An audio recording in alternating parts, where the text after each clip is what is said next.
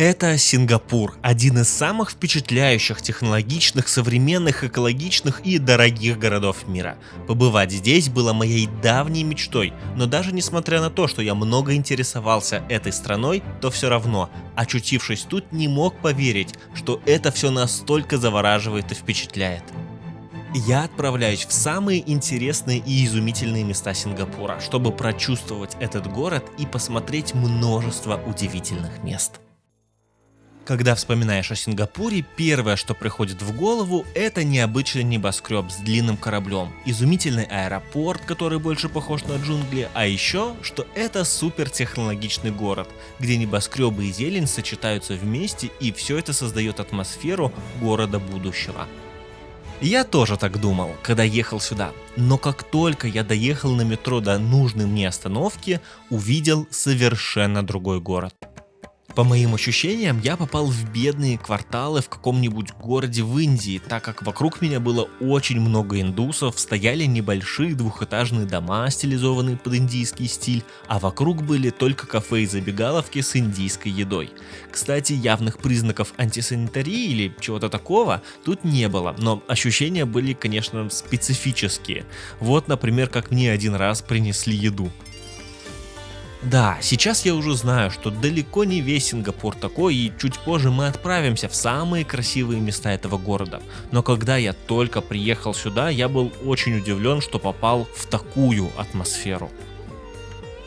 Если быть до конца с вами честным, то я знал, что в Сингапуре есть специальный квартал, который называется Little India, и там действительно все должно быть именно так.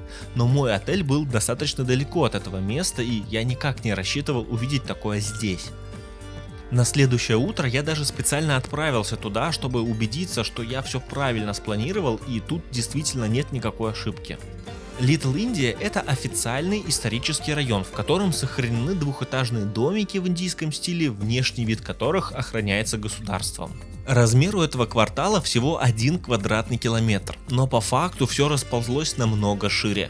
Чтобы добраться от отеля до его официальной границы, мне пришлось около 15 минут ехать на автобусе, а потом еще примерно 10 минут идти пешком.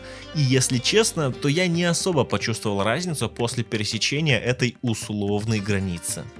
Да, безусловно, в официальной исторической части вид домов намного лучше, и они более красочней, много где висят фонарики и различные национальные украшения, но факт остается фактом. Индийские кварталы очень сильно расползлись вширь.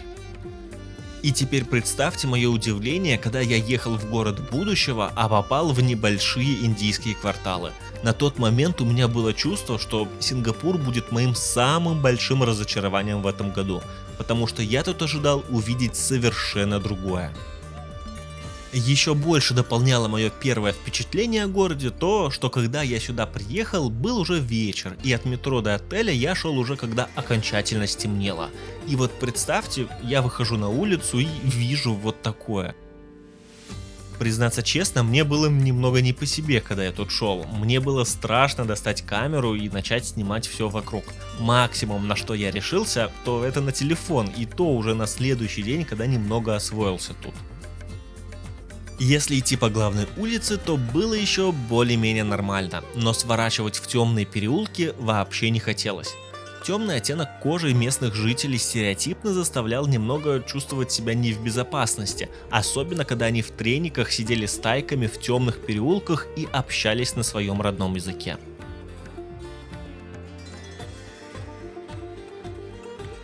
Также немного тревожности придавала атмосфера улицы. Я рассчитывал увидеть современный технологический мегаполис, а тут были узкие тротуары и проходы между зданиями, куча маленьких лавочек, похожих на блошиный рынок. Да, мусора не было, так как в Сингапуре очень сильно за этим следят и тут очень большие штрафы за это. Но тем не менее, именно тут не было ощущения полной чистоты, а рядом с мусорными баками все равно валялись всякие фантики. И вот представьте, что я должен был чувствовать, когда попал в такую атмосферу. Хотя, если быть до конца честным, то к концу второго дня я уже немного освоился и понял, что ничего криминального тут нет, и спокойно ходил по всем улицам и закупался в местных магазинчиках и рынках.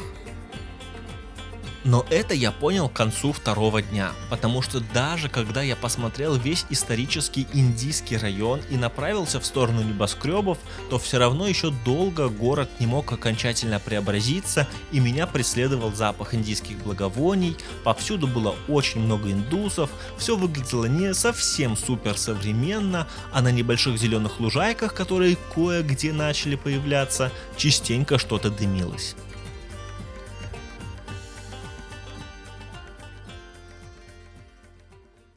Но вот я потихоньку добредаю до центра Сингапура. Тут уже все именно так, как я и рассчитывал увидеть. Современные улицы мегаполиса, много зелени и высокие небоскребы, обвитые множеством растений. И несмотря на пасмурное небо и небольшой дождь, ходить тут было уже намного приятнее. Так как Сингапур находится практически на экваторе, точнее примерно в 140 километрах от него, то температура тут не меняется и постоянная в любом месяце.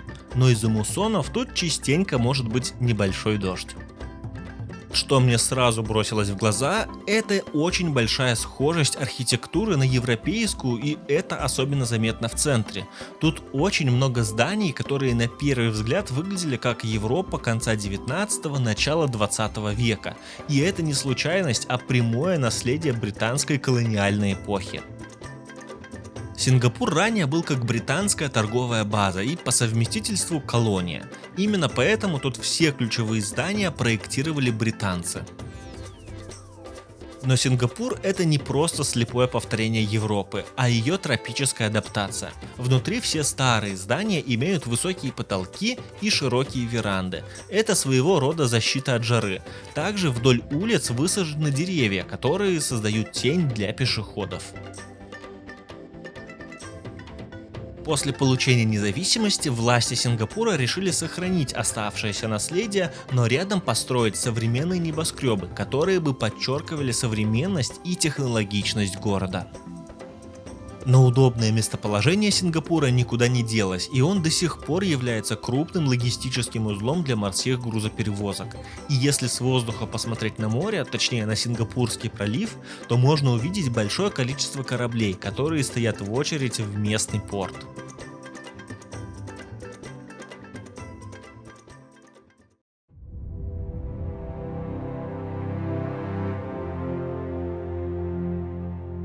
Но вот что меня по-настоящему поразило, это специальное пространство «Облачный лес». Это своего рода большой ботанический сад, но не просто место, где много всяких удивительных растений. Не, это настоящий парк будущего. Высота холма около 35 метров, и вокруг него идет один большой длинный путь. Сначала ты постепенно поднимаешься наверх, петляя вокруг склонов по плавно поднимающейся тропе, а когда достиг вершины, начинаешь спускаться вниз, но уже по внутренней части холма. Если честно, я был очень поражен с первых же секунд, как только оказался тут. Во-первых, тут множество растений и цветов, которые я раньше вообще никогда не видел, разве что в мультфильмах про ледниковый период или динозавров. А во-вторых, сама концепция этого парка предполагала, что это как бы древний мир, и тут было много отсылок на динозавров и серии фильмов про юрский период. Но признаться честно, я никогда бы не подумал, что тут будет настолько круто. Даже когда я заранее покупал сюда билеты, то и подумать не мог, насколько я буду поражен, когда окажусь тут. Тут находится самый высокий крытый водопад на планете, который скидывает 25 тысяч литров воды в минуту. Кстати, вода тут течет дождевая, собранная с крыши большого стеклянного купола, а затем переработанная. Вот куда бы я однозначно рекомендовал сходить, так это сюда, в облачный лес, который находится в парке Super Tree Grove. Когда я вышел из облачного леса, то оказался в парке, в котором стоят супер деревья. Это место одна из визитных карточек Сингапура. Каждое дерево — это вертикальный сад, в котором растет более 200 видов растений: орхидеи, папоротники, брумелевые и вьющиеся лианы. Именно тут я по-настоящему ощутил, что значит, когда про Сингапур говорят, что это уникальное место, где природа и технологии слились вместе. С одной стороны, я находился как будто бы в джунглях. Вокруг меня бегали петухи и обезьяны, но с другой стороны, я был в центре города, шел по хорошей дорожке, а вокруг меня было много мест для удобства прогулки, вроде скамеек, зарядок, туалета, стоек информации и кафе. Но виды тут просто фантастические, особенно если забраться на одно из деревьев и пройтись по подвесному мосту. Днем деревья запасаются солнечной энергией, чтобы вечером обеспечить подсветку для парка, а также обеспечить энергией световое шоу, которое начинается как только стемнеет. И вот Сингапур погружается во тьму и постепенно зажигаются огни. Деревья включают подсветку, а все посетители собираются на главной поляне, чтобы увидеть световое шоу. Каждый вечер все деревья начинают петь и светиться, и самое главное, что это все бесплатно и все-таки самое лучшее световое шоу в Сингапуре. Музыка тут разная, иногда классическая, а иногда это популярные саундтреки, например из Аватара или Диснея. А на особые праздники включается и особая музыка, например на Рождество или китайский Новый год. Но зрелище тут очень впечатляющее, особенно когда основная часть заканчивается, музыка становится тише и спокойнее, а из деревьев начинает выходить пар. Точнее, не совсем пар, а мелкие брызги воды, как я понял. Света становится совсем мало, а водяная пыль подсвечивается лазерами так, чтобы казалось, что над тобой цветные облака или что-то похожее на северное сияние. Признаться честно, это световое шоу меня очень поразило. Мне тут очень понравилось. Конечно, возможно, это было на контрасте с моим утренним разочарованием от индийских районов, но как бы то ни было, мне тут очень понравилось.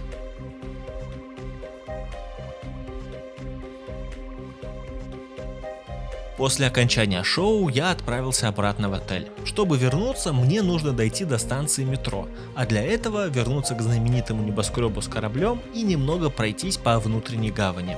Ночной город тут очень удивительный и имеет совершенно другую атмосферу, нежели та, что была тут днем. Кстати, тут есть еще интересные места, но про них я расскажу немного позже.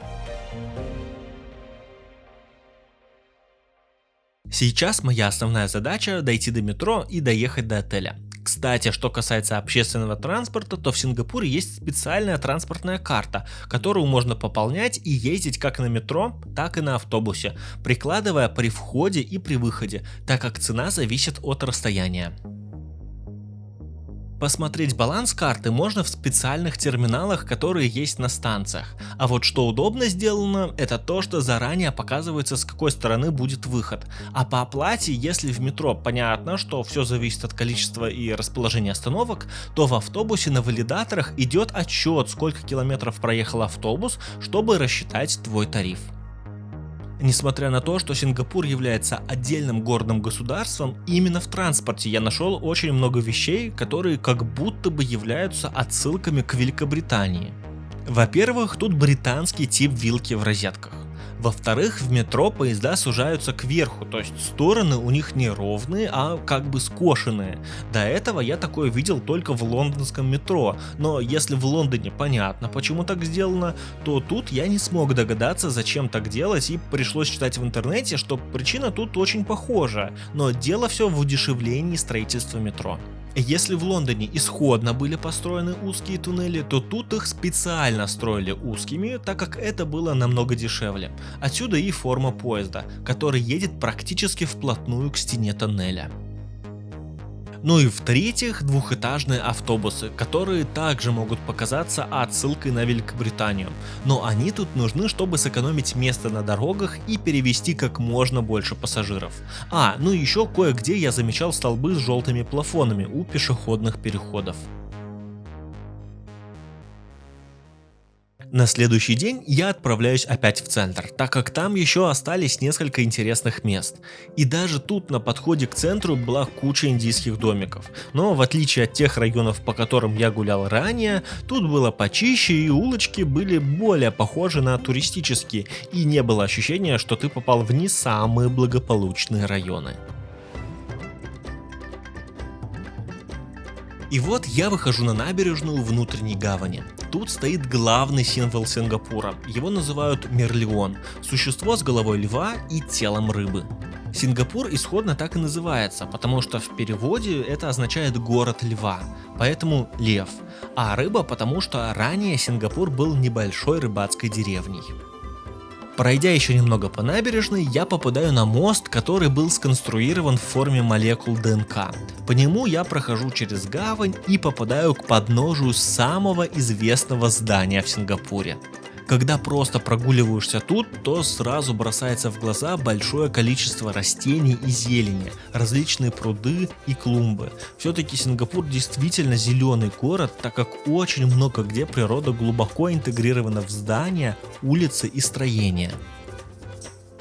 Моя основная цель тут – это попасть на смотровую площадку на самом верху небоскреба. Я захожу внутрь и попадаю в торговый центр, который занимает первые этажи здания. Кстати, внутри плавают лодки, на которых можно прокатиться, прямо как в казино Макао, из которого я только что вернулся. Кстати, видео уже есть на канале, можете посмотреть, там интересно. Пройдя по разным выходам и обойдя здание вокруг, я наконец-таки нахожу вход на смотровую площадку и попадаю наверх. Отсюда виден почти весь город, гавань, море и сад супердеревьев, в котором я недавно был. Меня очень впечатлил облачный лес, и что-то подобное я еще увижу в аэропорту, когда буду улетать. Но сейчас мне захотелось посмотреть, а какие еще сады есть в Сингапуре. Вдруг там будет что-то подобное. Для начала я отправился в парк Форт Кеннинг. Он находится не так уж и далеко от центральных районов, и для местных жителей он, наверное, воспринимается как обычный парк, но для меня он был не просто обычный парк. Все-таки я привык немного к другим растениям и видам, а тут все было совершенно не так, как в моем родном городе, и поэтому прогуляться тут было очень интересно. После прогулки тут я отправляюсь в ботанический сад Сингапура. До него нужно было доехать на автобусе, так как находится он на некотором отдалении от центра. Вход здесь бесплатный, а побывать тут однозначно стоит. Первое, что я тут увидел, это были пальмы, на которых росли разные фрукты и плоды, а по газону ездили роботы-газонокосильщики, которые подстригали траву. Ну, по крайней мере, как я это понял, ведь вряд ли это были роботы-пылесосы. Пока я тут бродил, начался внезапный дождь, ведь в Сингапуре это обычное дело. Я бегу по тропинкам в поисках навеса, чтобы укрыться от дождя, как вдруг на дорожке замечаю какое-то животное. Поначалу я думал, что это игуана, но, судя по всему, это был водяной варан, который отдыхал тут. Видимо, я его потревожил, и он решил пойти дальше, потому что когда я подошел, он начал медленно уходить в кусты. В ботаническом саду есть много разных зон, которые отличаются друг от друга, и, как мне кажется, именно в этом ботаническом саду я провел больше всего времени, чем в любом другом ботаническом саду мира. Ближе к вечеру я отправился в Чайнатаун Сингапура. В первую очередь не потому, что мне хотелось побывать в китайских районах, все-таки я только что вернулся из Китая, а потому что это второй по популярности район после индийского с определенными культурными особенностями. И после того, как меня очень разочаровал индийский квартал, я хотел посмотреть, а как дела обстоят с китайским районом в Сингапуре. Я приехал сюда, когда уже совсем стемнело, но атмосфера тут была совершенно другая. Тут было чисто и приятно гулять. Не было чувства страха или опасности. Даже если зайти в узкие безлюдные переулки, то тут было совершенно все по-другому. Если в индийских районах я чувствовал себя не совсем спокойно, то тут можно было расслабиться и просто прогуляться, не ловя себя каждый раз на мысли, что нужно быть внимательным и осторожным. Так что разница между этими двумя районами колоссальная. Ну вот и настало время ехать в аэропорт. Но на этом мое путешествие еще не заканчивается, так как я специально приезжал в аэропорт за 12 часов до вылета. Не потому, что я боялся пропустить свой рейс, а потому, что я хотел посмотреть все интересные места сингапурского аэропорта. А посмотреть там действительно есть что. Про сингапурский аэропорт Чанги я очень много слышал, и побывать тут было моей давней мечтой, потому что это один из самых удивительных и впечатляющих аэропортов во всем мире. Начать даже с того, что тут через каждые несколько десятков метров встречается какая-нибудь зона отдыха с живыми растениями, открытыми водоемами или прозрачным полом, под которым плавают живые рыбы. Частенько тут встречаются интерактивные зоны, вот, например, одна из них. Тут в зависимости от того, до какого растения дотрагиваешься, играет та или иная нота, и подобрав нужные листья, ты можешь сыграть какую-нибудь мелодию. Правда необычно? И причем все растения тут живые. Если вы не хотите проводить время внутри здания, то тут есть множество открытых площадок на террасах или крыше аэропорта, где тоже очень много растений, которые обычно тематически разделены. Например, сад кактусов, или вот где я был, парк подсолнухов, и отсюда можно посмотреть на взлетающие самолеты. Чтобы размяться после длительного перелета, тут есть батуты и различные полосы препятствий, а в одном из терминалов даже настоящая горка, как на детской площадке, чтобы долго не спускаться по лестнице или на лифте между этажами. Но самое удивительное — это зона с большим водопадом. Это место называется Джаул и находится в центре аэропорта Сингапура. Вокруг этого павильона находятся терминалы 1, 2 и 3, а в центре, как сердце аэропорта, стоит этот большой комплекс. По краям находятся торговые ряды торгового центра с магазинами и ресторанами, а посередине настоящее чудо инженерной мысли.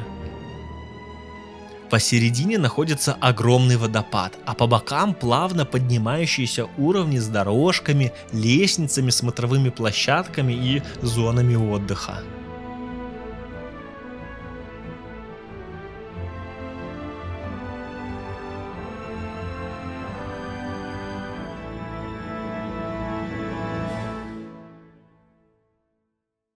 Если честно, то побывать в аэропорту Сингапура — это была моя давняя мечта. И вот, наконец-таки, она сбылась. А так как все мои путешествия и перелеты отмечаются на карте в специальном приложении P-Journey, и я могу потом получать сводную статистику по всем своим путешествиям, то теперь аэропорт Сингапура тоже будет на этой карте в специальном приложении P-Journey для путешествий. И теперь, каждый раз, когда я буду открывать его и видеть, что там есть аэропорт Сингапура, буду вспоминать эту поездку. Что еще больше добавляет интереса, так это то, что совсем рядом с водопадом ездят небольшие поезда или трамвайчики, которые перевозят пассажиров между терминалами. Когда я тут оказался, то мне очень захотелось прокатиться на таком аэропортовом экспрессе, но не просто прокатиться, а проехать именно этим маршрутом. Сначала я ездил просто по аэропорту между терминалами, но опытным путем вычислил, что мне нужен маршрут между терминалом 2 и терминалом 3. Именно он проходит через главный зал с водопадом. Еще вокруг водопада находится очень много всяких развлечений, вроде подвесной и канатной дороги, батутов, и все это с видом на зеленый павильон и стекающую с крыши воду. Так что теперь вы понимаете, почему я решил приехать в аэропорт за 12 часов до вылета.